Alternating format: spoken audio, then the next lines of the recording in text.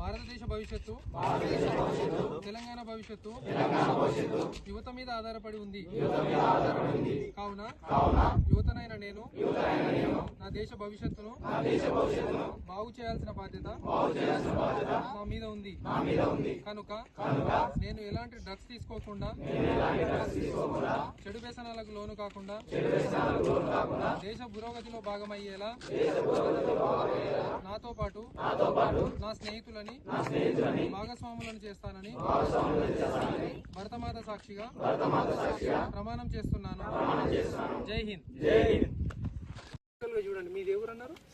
సంకిరెడ్డిపల్లి. మీది తిరుమల. ప్రతి విలేజ్ లో మనం కామన్ ఇప్పుడు వింటున్నది డ్రగ్స్. అవునా? ఎవరు చూడు మా ఊర్లోకి వచ్చినాయి సార్, అవును సార్ నిజమే సార్ అంటారు. కానీ ఏం చేస్తారు విషయం తెలిసినప్పుడు యాజ్ ఎ యూత్గా నువ్వేం చేస్తున్నావు?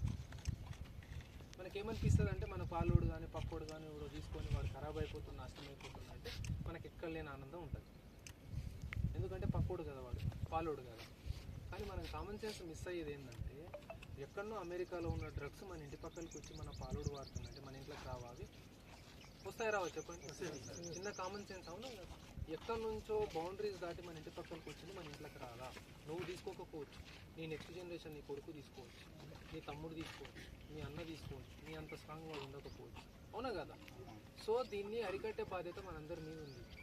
ఊర్లోకి వచ్చిందా సింగిల్ హ్యాండెడ్గా ఫైట్ చేయాలి. ఇప్పుడు ఆ వ్యక్తి అనేటోడు లేకపోతే ఆయన గురించి మాట్లాడుకుంటుంటున్నా, ఆయన చావుని లెక్క చేయలేదు. అవునా కదా? అంటే లీడర్ ఊరికైనా రాడు, గుర్తుపెట్టుకోండి. ఆయన ఏదో జై జై అంటున్నా మాత్రం ఆయన గుర్తగా రాలేదు, ఎన్నో త్యాగాలు చేస్తే వచ్చింది.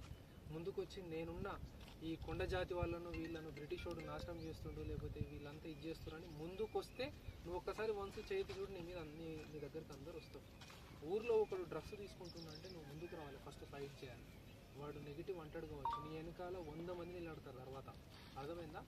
వాడొక్కడు చెడ్డగా అంటాడేమో. మనం లీడర్షిప్ క్వాలిటీస్ని బిల్డ్ చేసుకోవాలి, గుర్తుపెట్టి. అర్థమైందా?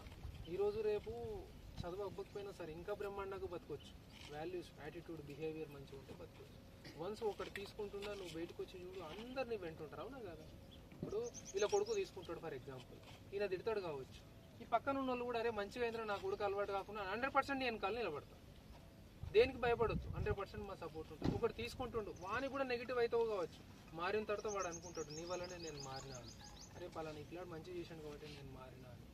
అంటే ఒక పోలీసో ఎవరో అనుకుంటేనే డ్రగ్స్ ఇవన్నీ కూడా ఎరాడికేట్ కావు, గుర్తుపెట్టుకోండి. అంటే దాన్ని నివారించలేదు. ఓన్లీ పోలీస్ అనుకుంటే అవుతుందా? చిన్న ప్యాకెట్ క్యారీ చేస్తే నాకు తెలుస్తుందా నువ్వు ఏడ క్యారీ చేస్తున్నావని? బట్ ఊరుళ్ళు అనుకోవాలి, ప్రతి తల్లిదండ్రులు అనుకోవాలి. ఈరోజు రేపు ప్రతి 10లో వచ్చే 4-5 పిటిషన్లు గవే, నన్ను కొడుకు కొట్టిండు సార్, నన్ను బిడ్డ కొట్టింది సార్, నన్ను ఇది చేసాడు సార్.